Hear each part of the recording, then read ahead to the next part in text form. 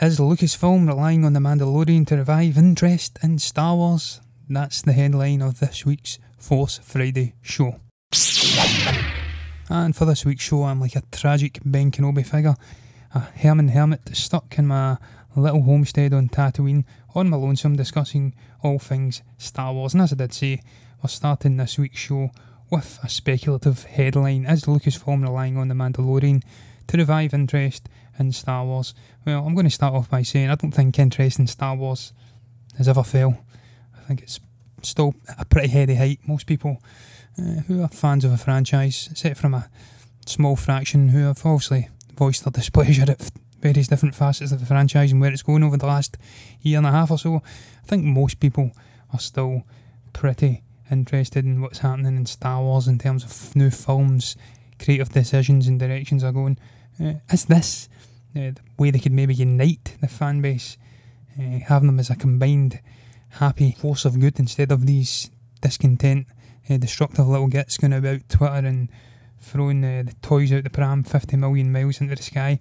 Well, there's a potential that it could unite the fan base, without a doubt, with it being its own distinct, separate entity, not connected into the main Saga story in any way, certainly not connected to the new sequel trilogy, which has also created much of a discontent and the divide we've seen in the fan base. This is probably the perfect chance with that in mind to do something positive that will keep all facets of the fan base happy, be it the ones who are over the moon with the direction it's going, and maybe even the ones who are not so over the moon.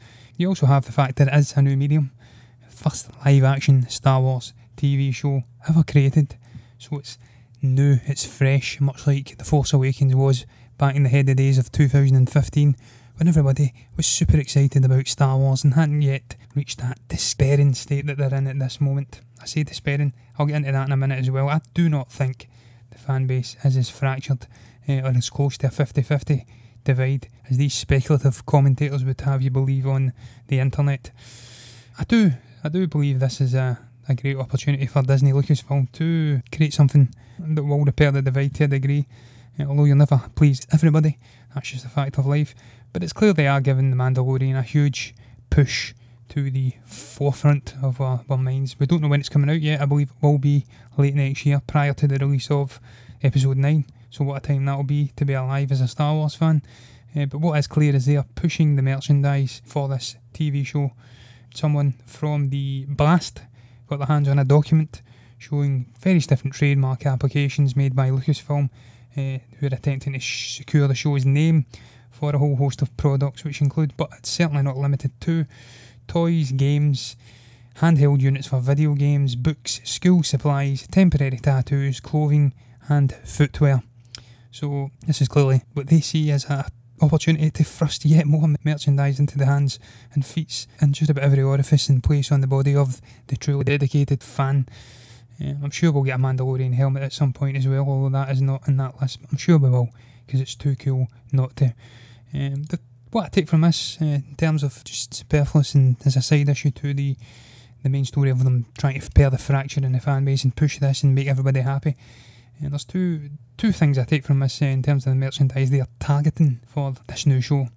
And that is that if they're pushing temporary tattoos and school supplies and books and video games, that would maybe hint that they're going for a lighter tone than I would have liked to have seen and would have expected for this TV show, this new lone gun slinging, outer rim, almost western TV show. It would suggest they're again trying to target a wider demographic, including children, and as such they will be going for a lighter tone, which is not something I'd like to have seen. I'd like to see them split off, do more of the animated shows like Resistance, which are more targeted at the younger age demographic, and leave these type of shows for people like me and older who will get something out of a darker, more grittier and violent direction. So that's one thing I take. And the other thing is that pushing the merchandise like this is just a clear sign of confidence in Jon Favreau and the directors are getting on board to direct all the episodes, and in just the creative direction of this series and show in general. They're clearly happy with what they've seen in terms of scripts, in terms of a wider arc in the story, and just the characters and the direction they're going. So they have confidence enough so to buy up all the trademarks and all the different merchandises and making a real push and making this thing a success, not just in terms of cinematic excellence but also as an all-encompassing brand.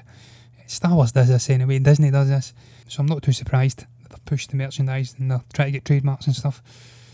But it's a bit of a mixed bag. I don't think it'll please everybody. It's just impossible in today's generation and society to please all the Star Wars fans. There'll be someone who will be delighted and another person will be raging because they're not getting exactly what they want, with a dicky bow, with a handwritten note telling them thanks for your support and fandom. But overall, I do think they potentially have the bright product here to unite large swathes of the fan base who are maybe disenfranchised and those who are equally on the opposite side happy. Get them in together, get them consuming this TV show and making everybody happy again with Star Wars. Not overly enamoured with the merchandising and some of the choices maybe being directed at younger generations, but hey ho, it's Star Wars, it's always had that. It's been predominantly directed at children for nigh on decades now, so that's not something I'm going to get too upset about. But I'm going to quickly jump into another short little topic all about The Mandalorian, and it's just a short little rumour from Discussing Film, which says that Taika Waititi and Bryce Dallas Howard may not only direct episodes of the show, but they may also be starring in the show as well.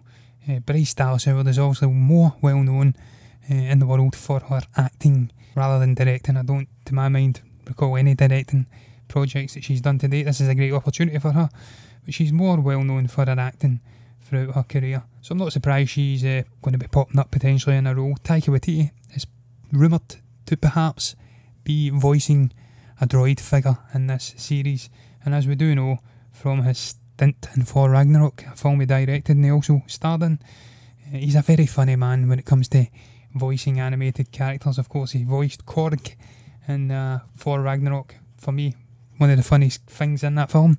Some of his deadpan delivery and just the lines in general were absolutely hilarious. He's a very talented man, is Taika, and as I'm looking at a photo there, he's a very stylish man as well, kicking around with tropical shorts and shirts and a nice Converse matching outfit there.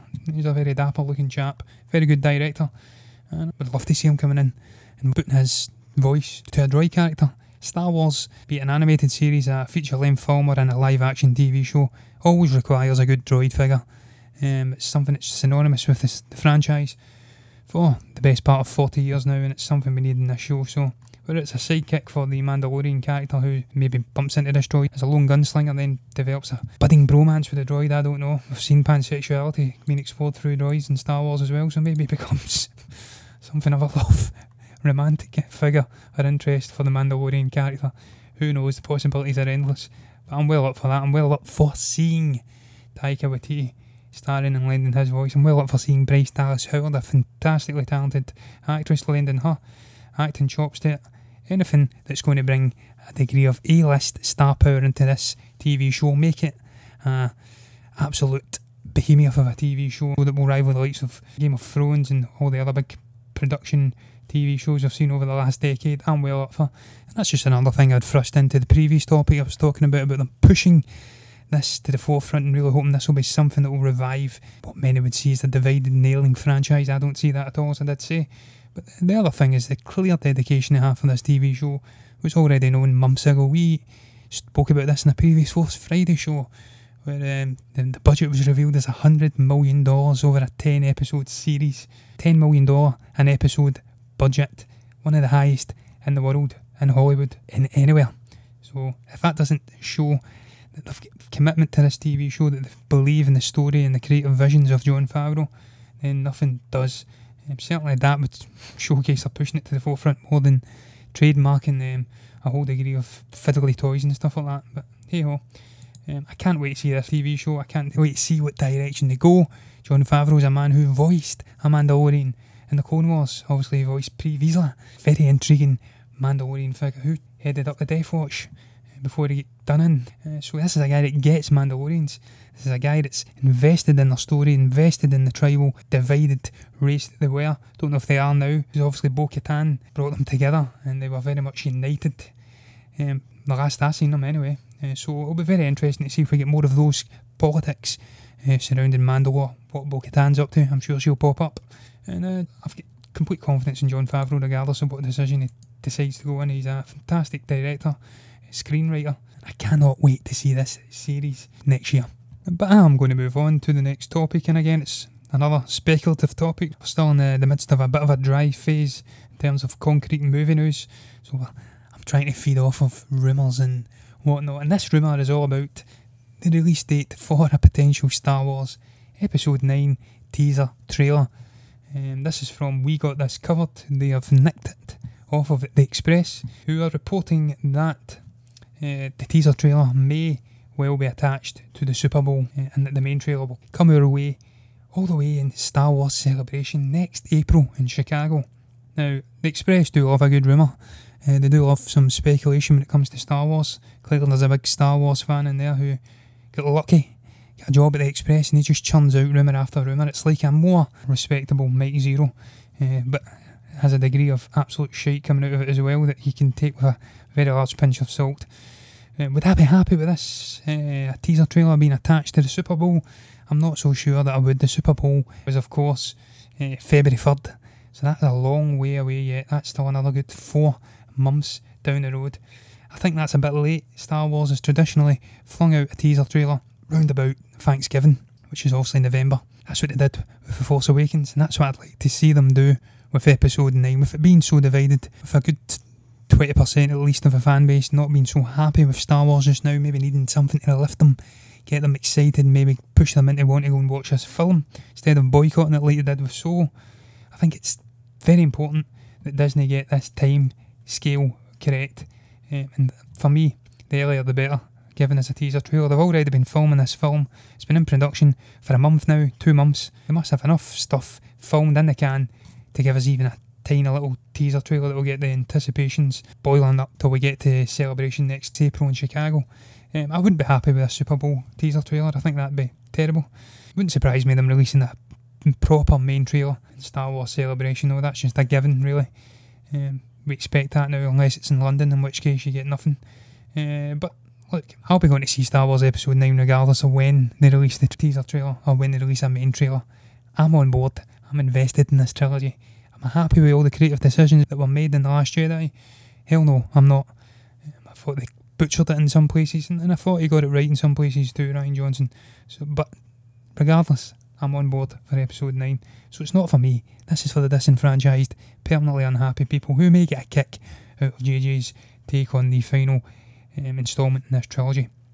Just connecting into the potential trailer though, they do go on to discuss another part of the trailer which may be intriguing to some, and that they say there's going to be elements of the prequel trilogy being thrust into this teaser trailer, just to let us know subliminally that there's going to be prequel content coming our way.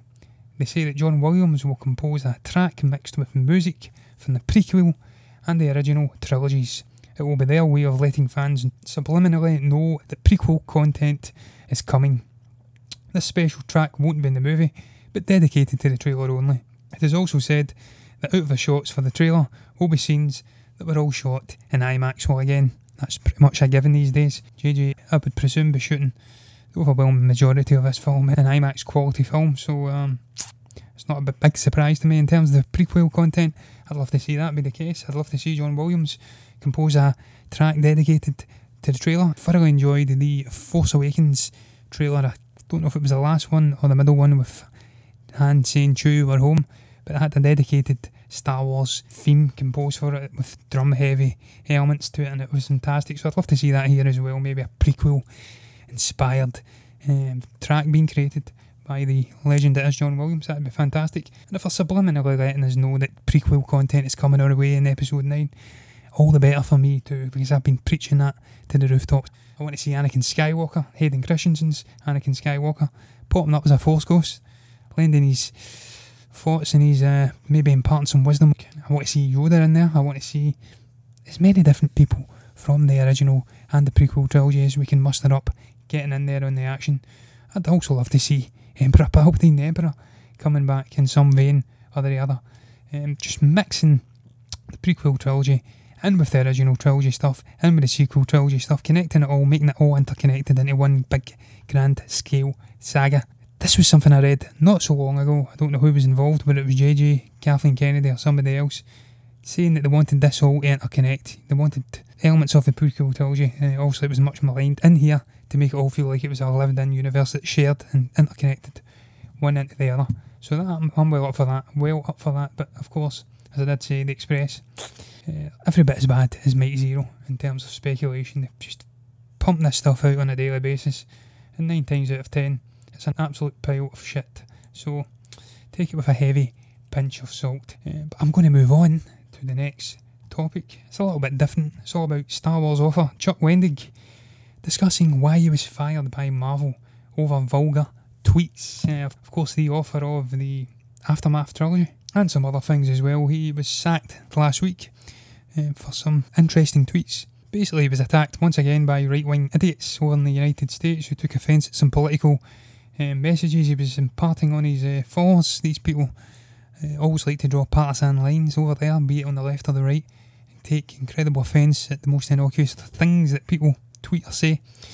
And this has been the case here. Chuck Wendig was defending himself against a long-running campaign of harassment, which spawned back a good 2 or 3 years, all the way back to 2015's Aftermath, a novel which got panned by a lot of people because they didn't like the fact that it was the first of a new canon and that it was effectively replacing the old expanded universe stuff, which in the main I thought was an utter pile of shite. But hey ho, some people got something out of it. I loved the Timothy Zahn early stuff and featuring Thrawn and so on and stuff like that, but the overwhelming majority was crap and it deserved to be replaced. It had no place in a new vision for Star Wars involving Disney. They were never going to take some of the goofy crap that was getting put out in that and try and interconnect it into the worlds they were doing from scratch. That was never going to happen. Now, whether you think that's better or worse than what we had before in the expanded universe is all down to opinion. I don't think it is.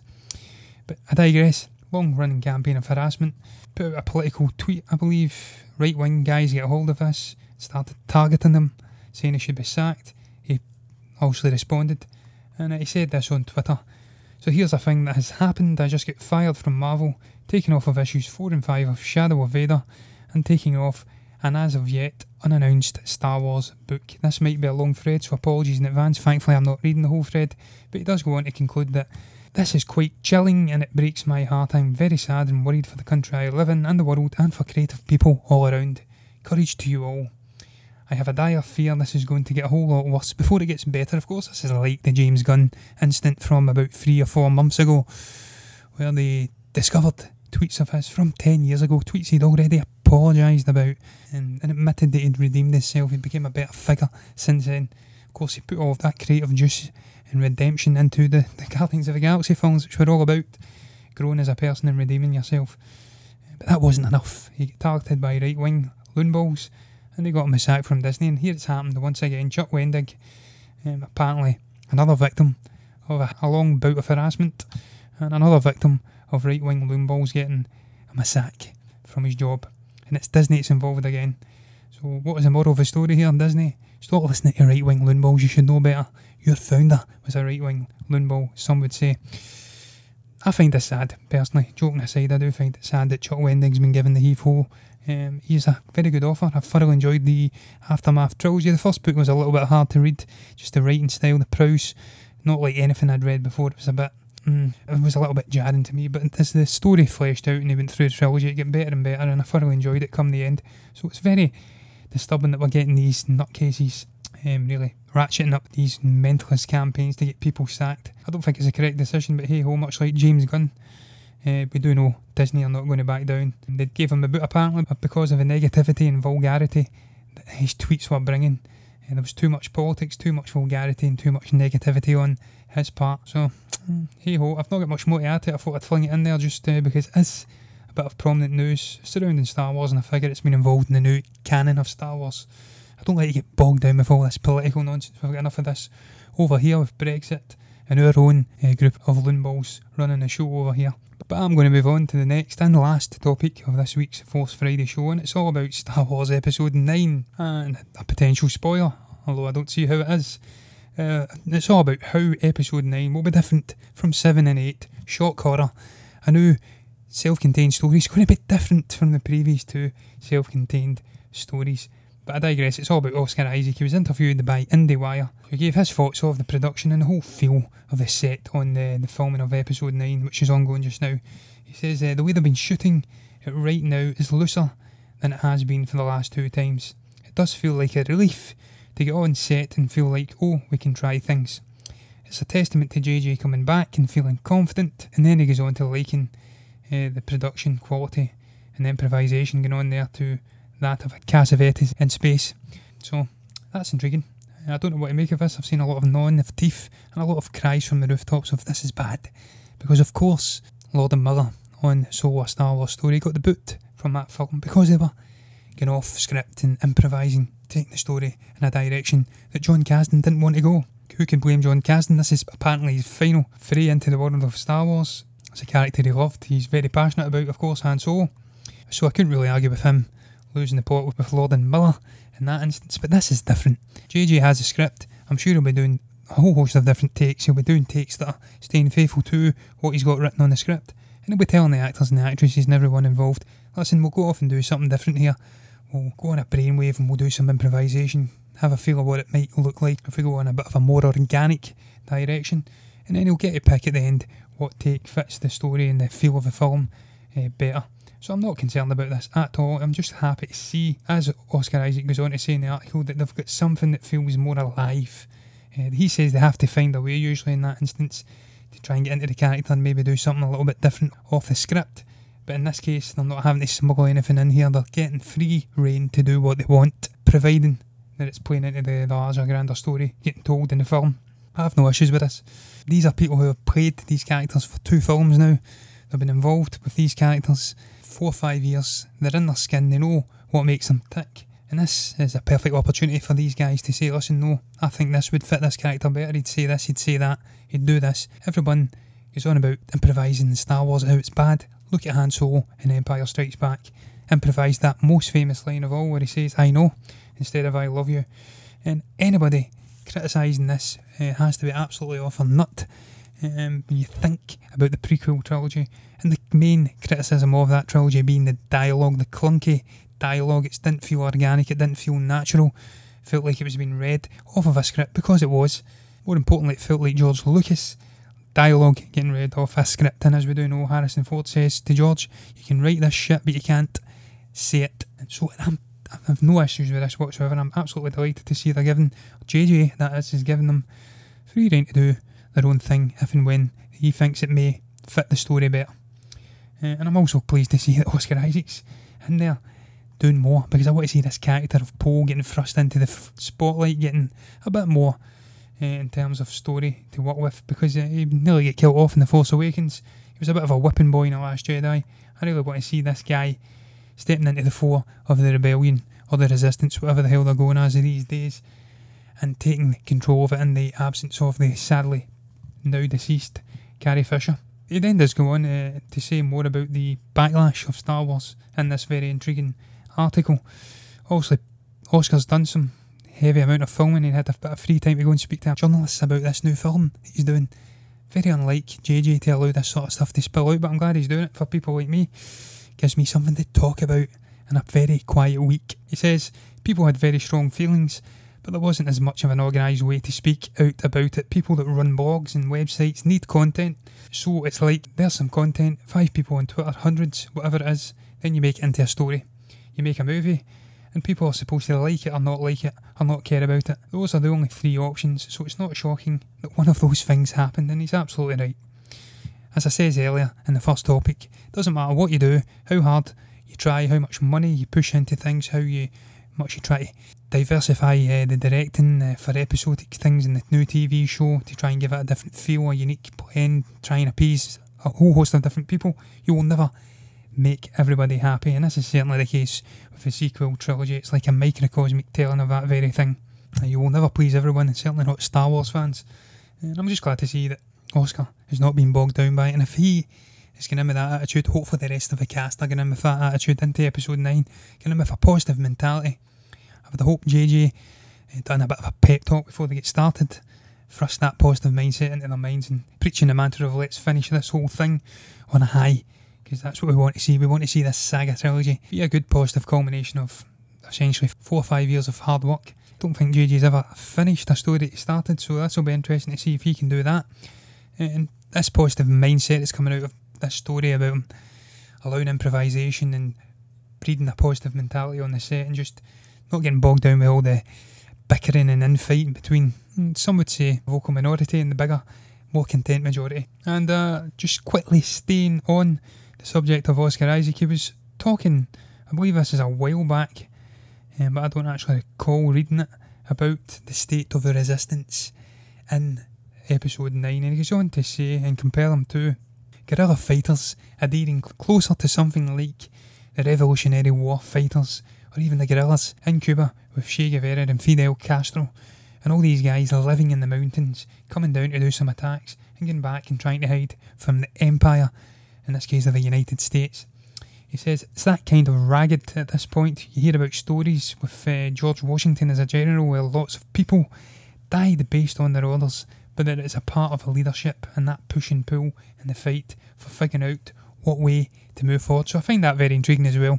If that's the direction they're going with the resistance, or JJ's going with the resistance and the rebellion in episode 9, because that is a very intriguing thing and concept I'd like to see flesh out on the screen. Seeing them running and hiding from different worlds, maybe planet hopping all over the place, seeing them doing daring guerrilla attacks on the First Order, and maybe this pushing that angsty and impulsive side and nature of Kylo Ren, maybe thrusting him into a situation where he overextends his arm, loses a whole host of stormtroopers and personnel on the First Order, and just then conflict that would breed, maybe leading into what that previous story we spoke about a couple of weeks back about Domhnall Gleeson's General Hux sleeting about in the shadows, trying to create discontent and foster up an anti-Kylo Ren mentality.